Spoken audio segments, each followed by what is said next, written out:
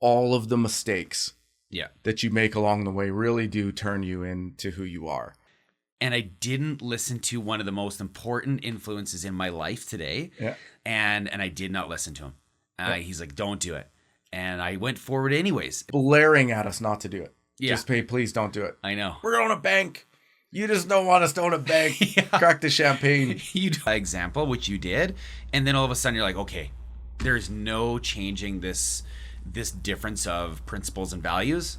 I got to move on. And it's not frivolous decision making, but if you know the world and you know what worst case scenario is, take the risk. Yeah, man.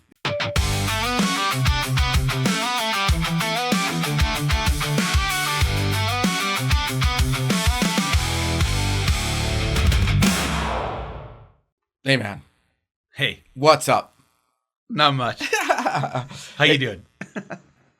I'll get right into it. In the last episode, we were talking about the youth and then the experience and how we think at 25 to how we think now. And one of the big things, that I was thinking about in there that we were talking about is all of the mistakes Yeah. that you make along the way really do turn you into who you are. Mm-hmm.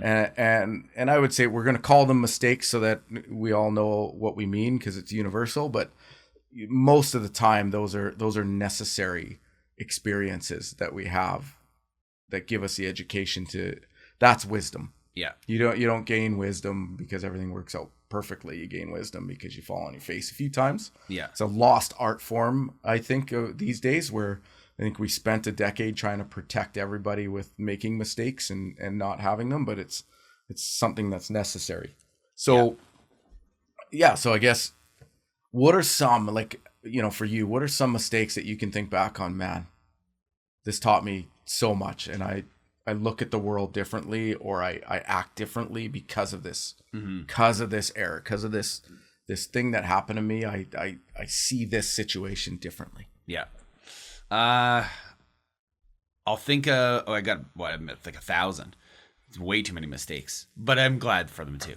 I would say one that's an easy one for me to pick out, that it was a business mistake, is I trusted in the hype of it because I heard a lot of people were investing in this financial center called CFF Bank, and we were really pumped about it. And they were like, "You're going to own your own branch, and they're going to be across Canada." And it was a company that had a banking license. I was like, "Oh my word, I get to be part of a bank." It was really appealing and sexy. Like it was, wow, this is gonna be fun, and I get to be part of that. I get to be running this branch. I'm gonna own a branch, but it was all remote. Like it's not like it was an actual physical location. That's not, you're buying land with it or anything. Yeah. So it was just this idea, and it was really cool. And then it closed up shop 6 months later, and we all lost our $25,000 or whatever we put into it. But we were really young at the time. That was a lot of money. I was like, oh man, I lost 25 grand overnight, and it just was gone. Like it was like there was no money left, and like we're closing it out, we're selling it over here, and you're like, what happened? I mean, the lesson for me was, if I'm doing that sort of thing, you're buying into a business, the financials and all that stuff are very important, and not just to take the salesperson's take on it, like, oh, it's the best company ever. Everyone's going to believe so much in their own company. So for me to do research outside of it with the people that I do trust, which would be an accountant that I've worked with for a decade, to work with some of the people that are mentors in my life in business. And like, I should have ran it by them, but I was like, I know what I'm doing. I've been successful running my own little business here for the last 5 years. I can do this. And you're like, oh my word, what a terrible lesson financially. But the other part of it was, even if the financials were great, even if they weren't great, the biggest thing that I now look to is, if I'm buying or investing with you, who are you? And I did not look into that at all. What I did focus on was, did that person buy in? Oh, they did? Oh, okay, well, then it's got to be good. If he and she and he did, then this is a great investment. I didn't look into it for myself, and I did not look at all into the leadership team of this company. And if I would have done that, I would have had so many more answers. And then so, yeah. And was there people that did give me the advice on it? They're like, I don't know if you should. And I didn't listen to one of the most important influences in my life today. Yeah. And I did not listen to him. He's like, don't do it. And I went forward anyways. But that would have been one of those few mentors I did approach. I did the right thing and then did the wrong thing. Yeah. I ignored my main mentor. Like, what have I done? Anyways, paid the price. Yeah. So, and it's a learning, and I don't regret it because I was with you on that one, and I remember it. And exactly, there were two people that I knew had care for all of us. Yeah. And that I trusted their knowledge and wisdom, because they'd really looked into financials and they'd seen this kind of stuff before, just blaring at us not to do it. Yeah. Just please don't do it. I know. We're going to bank. You just don't want us to own a bank. Yeah. Crack the champagne. You don't want the best for me. Yeah. I'm doing it anyways. And so that's what I thought. Yeah. Oh, so and it sad. really was an education of, if you've got trusted sources, at least listen to them by doing extra due diligence. Why do they feel this way? Ask the question. Yeah, why do they feel this way? Yeah. You still might take the risk. And I'm glad, for me in that instance, I'm glad I did, because it same thing as it taught me, and as we hear more and more stories, I've heard more and more stories throughout the years about it. Lots of people lost way, way more than we did. It was nothing. It was a fraction. What we lost, but because that was kind of our first experience to really jump in and have it be over so fast. Yeah. I think it was just a shell shock to to us to take that hit so quickly, right? Yeah. Like if it would have been drawn out, it might have been better, but it was such a quick hit that it lost. So it hit us. We were like, oh man, it was our first experience that way of it, our first learning. But there were some people like, man, I wish that was my loss. I wish that was, it was a really awful thing that happened. And like, it's the character of the leadership team that you're like, man, I wish we would have looked into that. I wish we really would have paid attention to what was being sold to us, and how much it was irrelevant who we were or what was about to be done. So unfortunate, but yes. And here we are. So much smarter for it. Still fine. It's necessary stuff. And I think that's similar thing for me. I think that's and a lot of the stuff we would have done together, we've been working together for so long, but for me, I would say that's one mistake that would have been really large for me is that once you get the sense, I think what I learned through there, a company that we were, aligned with, and once you get the feeling that your moral code is not the same, and that you don't treat people the same, and that you don't run the same way, like you don't have the same character, you don't have the same care level for another human being. I think once you see that is different, don't hang on because you still think that it can change or get better, or right. Once that's opposing and there's friction there with just who you are as people, it's just never going to be. That's just a partnership that shouldn't exist. And so go your separate ways. You don't have to, wish ill on anybody. You can just go your separate ways and say, it's just better we stand on our own 2 feet and we go this way. Yeah. I think for me, with a partnership that we had, I held on way too long, just thinking, well, if we just turn this corner off, there's just a few more changes. Yeah. Or our eternal optimism in that this is just a bad moment in a person's life, and they're really gonna see it. They're gonna see the light, or they're gonna see it my way, even whether that's right or wrong, because that could be wrong too. Is that they don't have to see it my way. They've got their own path to take. Yeah. And I think I held on too long, knowing that this isn't going, and so that's a mistake of there was some credibility building and all of this stuff that we had to go through because of just hanging on too long and knowing you can see it. You're like, I can see it, it's clear as day, we're not the same. It's causing grief, it's causing drama and friction, which I hate inside of a company.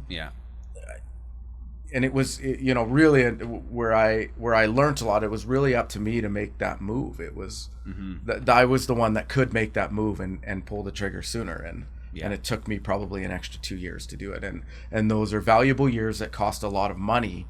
That, had I made that decision sooner, I think it would have worked out better. Yeah. Saved us a ton of cash. I think so too, and I know the instance you're talking about, but what I think you did really well of is that you did give the opportunity for them to hear what was meaningful to you and say people actually matter more than anything or any of these numbers that you're referring to.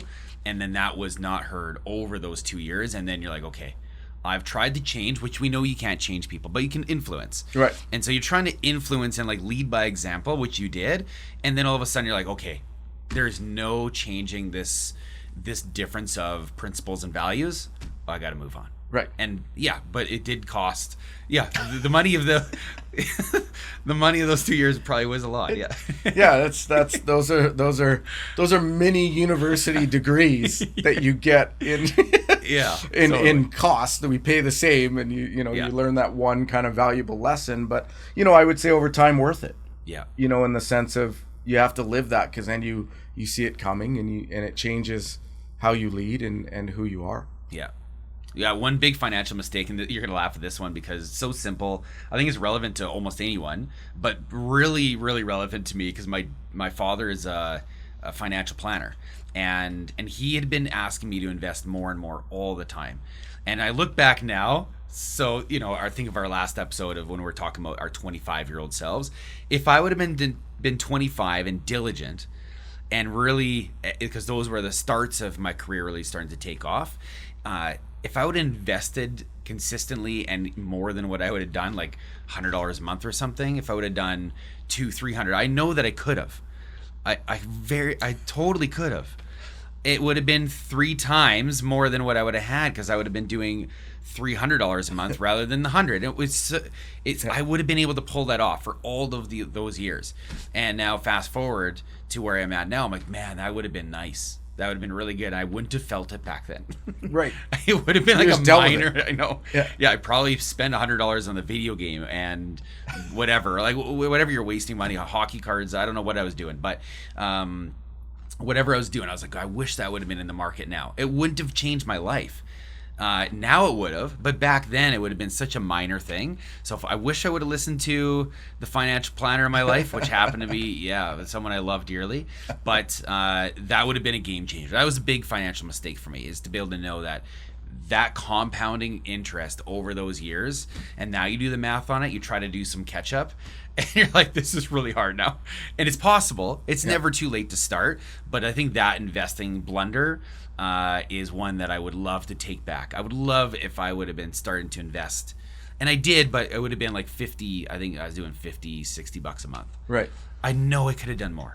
Yeah. Come on, Graham. Because at that age, you buy a new car, you'd have just dealt with it. Yeah. Right. And that'd have been $500 a month, and you'd be like, well, yeah, exactly. I got this sweet car, I'll just justified instantly. Meanwhile, I'm not throwing into whatever Questrade or whatever I'm using. Yeah. Oh man.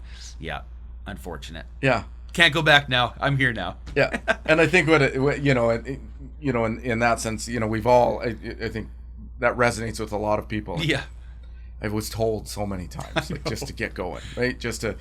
And that you would have given up things that were insignificant to your life to do it. Yeah. Like when you're in that moment and you're young, the mistake is that you think that you can't handle it. Mm-hmm. You think that it's going to change. Well, then I can't go hang out with my friends, and then I'm just going to sit at home by myself, and I'm going to be this big loser that nobody likes, and I'm going to hate my life. That you dramatize it all. Oh yeah. Whereas then that's the mistake. Yeah. Is that you would have altered it. Yeah.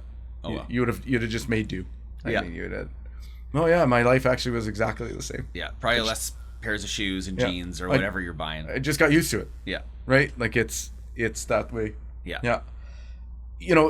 Some of the other mistakes, like if I think when we look at mistakes, and like I say, we call them mistakes, but they're experiences and knowledge and all that good stuff. But I would say I look back on there were many, people mistakes, and I know it kind of goes with, the other mistake that I said, but I would say when we were building a team, I would say that it understanding when someone fits and when they don't fit.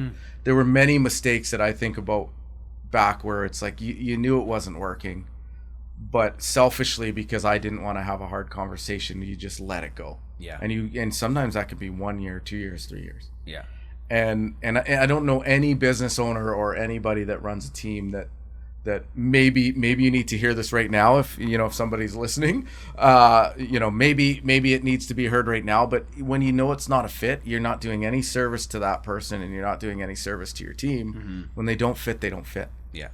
And if they don't have any skill set that brings value to the team, let that person go find their way too. So I think there's lots of mistakes in an individual where I just held on too long just because you don't want to have the hard conversation. Yeah. And opposed to me, which I learned through it, is it's a selfish decision. You don't want to have the hard conversation, but you're not committed to this human being. And you know that they're not a fit. Let them go find where they are fit, because everyone's a fit somewhere. Everyone finds their tribe. Yeah. Right. So everyone's a fit somewhere. So if you're not committed to them, then don't be selfish because you don't want to hurt their feelings. And you're going to hold on to them knowing that they have no future with you. Yeah.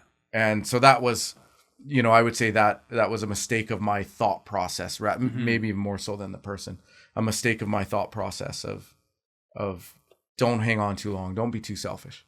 Yeah. Yeah. That makes sense. I think one last one for me would be, there was an opportunity. I had a friend, he was on my curling team, and he's like, hey, I'm moving. I'm going across the country. I've got a different career, and do you want to buy my vacation home? And I was like, man, I can't afford this right now.